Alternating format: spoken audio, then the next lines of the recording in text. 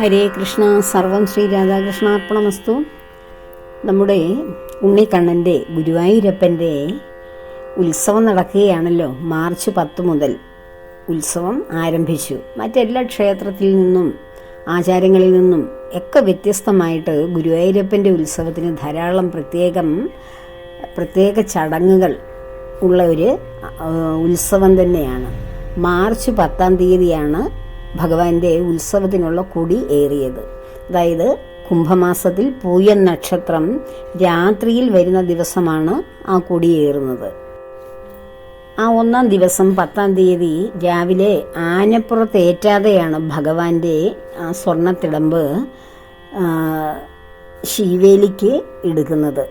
ആന ഇല്ലാത്ത ശീവേലിയാണ് അന്ന് നടത്തുന്നത്. അന്ന് വൈകുന്നേരം, അതായത് 10-ാം തീയതി വൈകുന്നേരം 3 മണിക്ക് ആനയോട്ട മത്സരവും നടക്കുന്നു.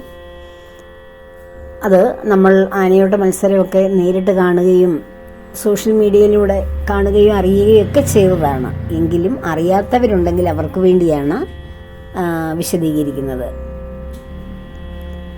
അപ്പോൾ മാർച്ച് 10-ാം തീയതി നിർമാല്യ ദർശനം നടന്നതിന് ശേഷം ഉഷപൂജ നടക്കുന്നു. അതിനുശേഷം ഉഷ ശീവേലി നടക്കുന്നു. ആനയില്ല ശീവേലി എന്നാണ് ഇതിനെ അറിയപ്പെടുന്നത് തന്നെ.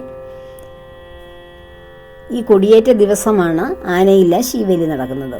ഉത്സവത്തിന് ആനകളെ പുറത്തുനിന്ന് കൊണ്ടുവന്നിരുന്ന ഒരു കാലം ഉണ്ടായിരുന്നു.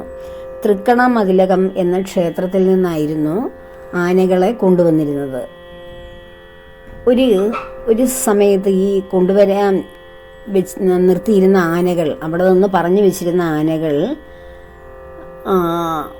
വരാതെ വരികയും ഭക്തരും അമ്പലത്തിലെ പ്രധാനികളും പ്രമാണികളും എല്ലാവരും, അമ്പലവുമായിട്ട് ബന്ധപ്പെട്ട എല്ലാവരും പ്രാർത്ഥിക്കുകയും ചെയ്തു. ആനയില്ലാതെ എന്ത് ചെയ്യും, ആന വന്നില്ലല്ലോ ഇതുവരെ എന്ന് പ്രാർത്ഥനയോടെ ഇരിക്കുമ്പോഴാണ് എവിടെ നിന്നോ ഒരു പറ്റം ആനകൾ ഓടി വരികയും അങ്ങനെ ഭഗവാന്റെ ആ ഉത്സവത്തോടനുബന്ധിച്ചുള്ള ശീവേലി നടക്കുകയും ചെയ്തു. അതുകൊണ്ട് അതിൻ്റെ ഒരു അനുസ്മരണത്തിന് വേണ്ടിയാണ് ആനയില്ല ശീവേലി ആ കൊടിയേറുന്ന ദിവസം രാവിലെ നടക്കുന്നത്. രാവിലെ 7 മണിക്കാണ് ഈ ആനയില്ല ശീവേലി നടത്തുന്നത്. അത് 12 കുത്തുവിളക്കുകളുടെ അകമ്പടിയോടെയാണ് ഭഗവാന്റെ ആ ശീവേലി നടക്കുന്നത്. അതിനുശേഷം അന്ന് വൈകുന്നേരം നാഴികമണി 3 നടിക്കുമ്പോഴാണ് ആന ഓട്ടം. അത് കഴിഞ്ഞ ദിവസം 10-ാം തീയതി നമ്മൾ കണ്ടിട്ടുണ്ട്.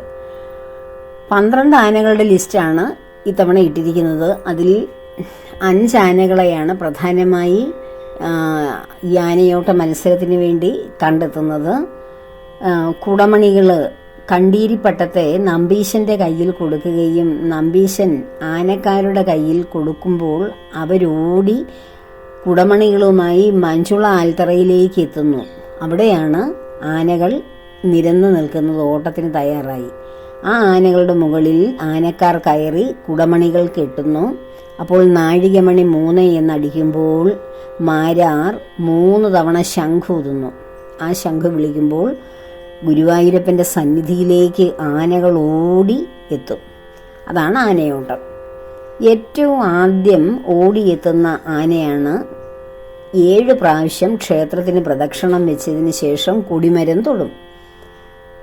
ആ ആനയായിരിക്കും ഉത്സവ കാലത്ത് ഭഗവാന്റെ തങ്കത്തിടമ്പ് എഴുന്നള്ളിക്കുന്നത്. ആ ശീവേലിക്ക് അർഹനാകുന്ന ആന അതാണ്. ഈ കാലയളവിൽ ആ ആനയ്ക്ക് വളരെ രാജകീയമായ പരിഗണനയാണ് ലഭിക്കുന്നത്.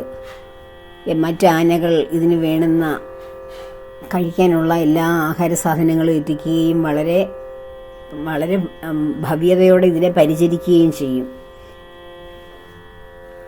ഇത്തവണ ആ ആനയെ തിരഞ്ഞെടുത്തത് നമ്മുടെ ബാലു എന്ന് പറയുന്ന ആനയാണ്. ആനയോട്ട മത്സരത്തിൽ 1ാമതായത്. ബാലുവും ചെന്താമരാക്ഷൻ, ദേവി എന്നിങ്ങനെ 3 ആനകളാണ് മുൻനിരയിൽ പങ്കെടുത്തത്. എങ്കിലും ബാലുവാണ് 1ാമനായത്. ഈ ആനക്കാർക്കും അതുപോലെ തന്നെ ആനയ്ക്കും ഈ ആനയോട്ടം എന്ന് പറയുന്നത് വളരെ അഭിമാനകരമായ ഒരു സംഗതി തന്നെയാണ്.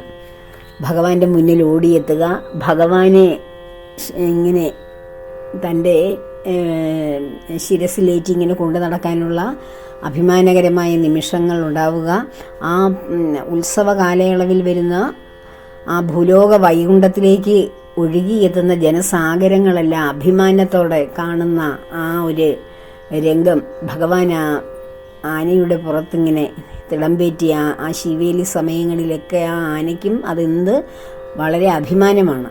അങ്ങനെ ബാലു എന്ന ആനക്കുട്ടനാണ് ഇത്തവണ ഭഗവാന്റെ തിടമ്പേറ്റാനുള്ള ഉത്സവകാലത്ത് ഭഗവാന്റെ പോലെ തന്നെ പ്രാധാന്യം കിട്ടുവാനുള്ള അവകാശം ഭഗവാൻ കൊടുത്തത്.